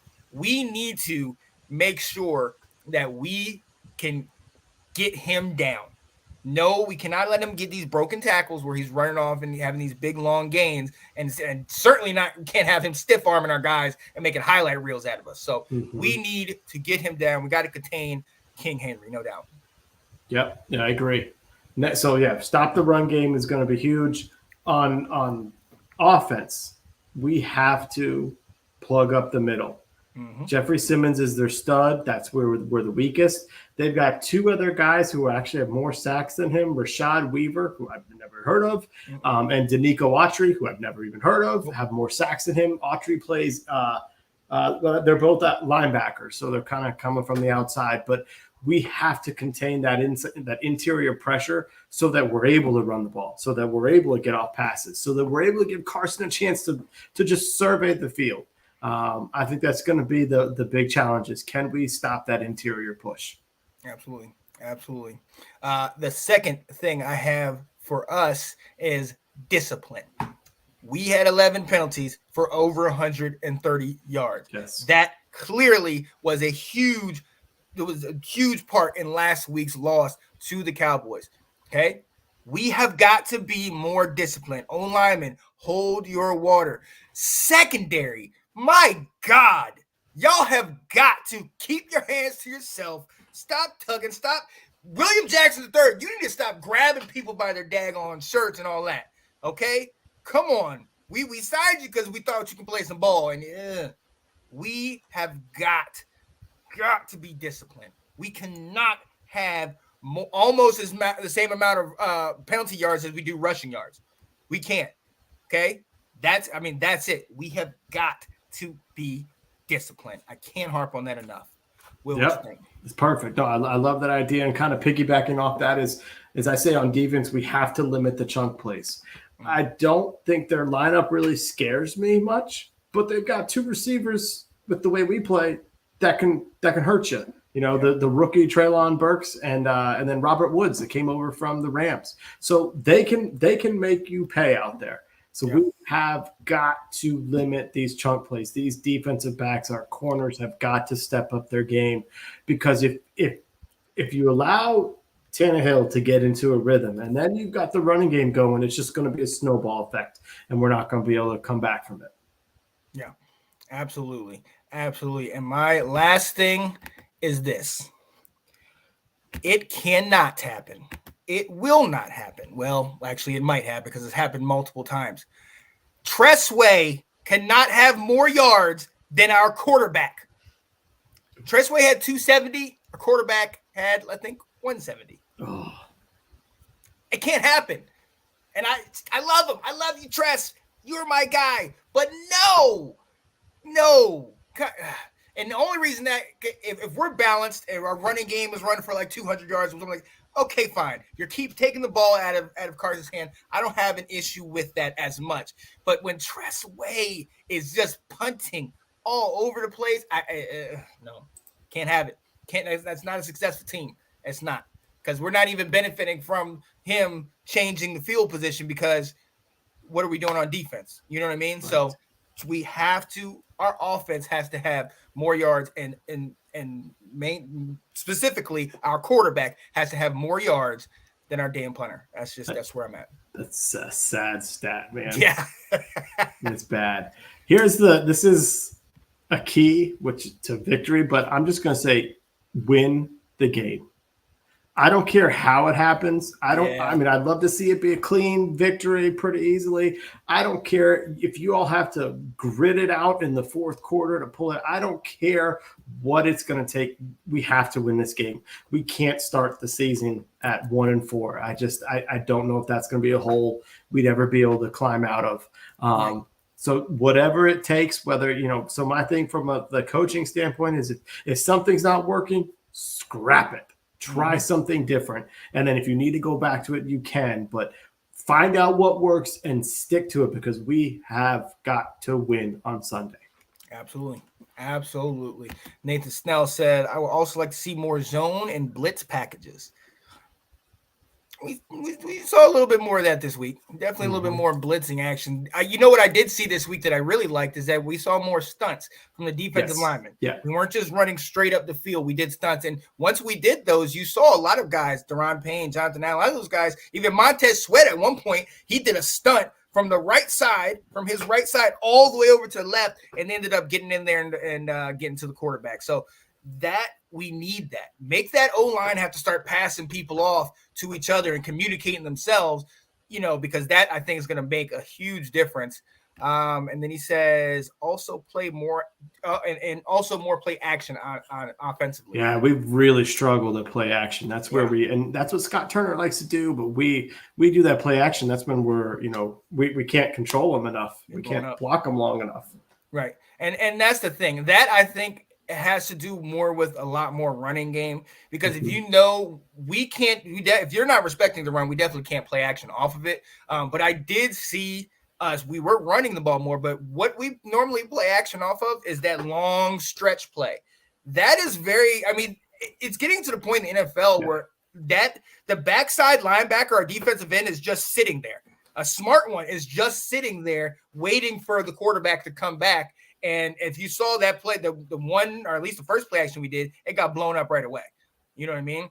There was one play where we had a couple first downs, and then we did like a little read option, but Wentz held it in his belly too long, and then by the time tried to pull it out, they were already in the backfield. So, like you said, he's not the same old young guy that he used to be. So we're going to have to see. Can we get the tight end more involved? Logan got involved a lot late. It'd be nice. I'd love to see some more Logan Thomas. I think he's working his way back still from that knee injury. Yeah. Well, and have we heard anything about Cole Turner? So Cole Turner has fallen behind on the depth chart. Yeah. To Armani Rogers because and some of it has to do with special teams, but it's like him getting hurt in training camp has kind of put him behind, which stinks because we were so excited for what he could do. At some point, I'm sure he'll get activated at some point and be able to show up. No, absolutely. Absolutely. Yeah. Inch or a mile, a win is a win. It is. Absolutely. That's what we need. And this is what normal Washington fans say. First, you don't succeed, give up, try something else. Well, yeah. We shall see. Yeah. Bates caught a few as well. Late in the game. I like to see that. So, Will, let's go ahead and do it. Let's give our score predictions. What are you thinking is going to happen this week? Do we get the W? Do we get a loss? What's happening? So, this is code red. This is your back against the wall. This is you cannot lose this game and keep this going. So, we're going to pull it out. It's going to be in the fourth quarter. They're going to need to score a touchdown to win it. So I'm going 20-16 Washington. Let's go. I like that. I like that. Okay. I also think we're going to win it. I think that we are going to not hold or have those pass interference penalties like we had a week ago, and we will get a couple interceptions on Tannehill. Henry's going to have, a pretty decent day, and that's because I'm starting him on fantasy. But outside of that, I also think we're going to win. I think our offense is going to do what we do, put up 28 points because we're able to do that, and it's going to be 28-17. And I think we're going to be able to pull away late. Yep. That'd be nice. That'd be nice. It would be nice. We shall see. One thing I did want to talk about real quick. Let me see, Nathan, are you still in here? Nathan said, did we get a chance to see fantasy teams for this past week? Right now, Nathan, I'm leading my division, the North Division, at 3-1. I did take my only loss to this guy, but he's in second at 3-1. Yeah. Delilah and Ab are 1-3 in our division. Ooh, it's rough. Janae leads the Dirty division at 3-1, tied with Nicholas. I want the smoke. Rosario at 3-1, and then Baltimore Elite and Show Me Your TDs are tied at 2-2. Oh, wait a minute. Nope. Baltimore Elite is 2-2. Cameron, my nephew, Show Me Your TDs is 0-4. So, yeah. I got Nathan this week. I did see that, so I need to go set my lineup. Watch out. Who's going to get that dub, Nate? Might have to talk to you next week on that one. Here we go. Anton says 24-21, win by a field goal after the last drive. That'd be an exciting game to be at. I could dig it. Yeah. I like that. We need to be solid and get points on the board in the first half. Yeah. That's another thing I'm thinking. I honestly, I loved what we did last game. First two plays are running plays. We got a first down. Great. Keep moving the ball. I love that. But, man, let's go. Let's snap it right away at home. Get those fans on their feet. Take that shot deep to McLaurin, and let's see what we can get. Let's see if we can get a penalty or maybe a catch. We can beat some of those corners. We're just not getting it. We saw what happened last week, but we're not getting it done. So that is where we stand, ladies and gentlemen. We are so glad. Points on the board, or we will be behind. Well, we'll see. You see, yo, we are so glad that you were able to join us here today on Washington Football Weekly. Another week. We lost last week. Hopefully, we're coming up. We're going to get a W. We need to be 2-3 because, like Will said, we cannot start this year off 1-4. It's not going to be a good look. A lot of coaches are already on the hot seat. And Rivera, I don't think they're gonna let him go. But at the same time, there's gonna be a lot of questions, a lot of people sitting here talking, saying, "Hey, come on, we don't want to lose the locker room this early." You know what I mean? So we need to get this job done. We're believing what you're saying, Ron. Now, hey, get it together. It does fall on you at the end of the day. So let's get this thing together. Let's get this W, and let's have a nice weekend. That's where I'm at. Yep. That's where I'm at. I'm with you. Don't post that. Yeah, I'm not doing it. I saw it. I just saw it. Yeah, we want Chicago and Atlanta. So get out of here, yo. We should bring Nick and Delilah on next week though for the Bears preview. Oh, absolutely. Yeah. Oh, absolutely. Oh yeah, we're definitely gonna do that. Yo, so look, we will be with you next week. Stay tuned. Same place, same time. We appreciate you being here. And we want you, look, get out of here, Nick. Absolutely. We want you to come back. We hope you appreciated how we took a look at the game. We broke it down the way we thought it was. Mm-hmm. So for myself, Mr. Sean Spencer, my guy over here, South Carolina's finest, Will Kramer, this has been Washington Football Weekly. All my roundtable people, you didn't get to see it earlier, so I'm definitely going to play this to end it. Hope you enjoy it. Check out the roundtable Tuesday nights. Peace. So I'm going to take the Lions +3 in this one over the Patriots. If anybody can tame a bird, it's definitely an. Now, see, this is what I'm talking about, ladies and gentlemen. This gentleman is on the show, and yet during my segment, what is he doing? Playing around on his computer, making notes, telling jokes, trying to be a funny guy.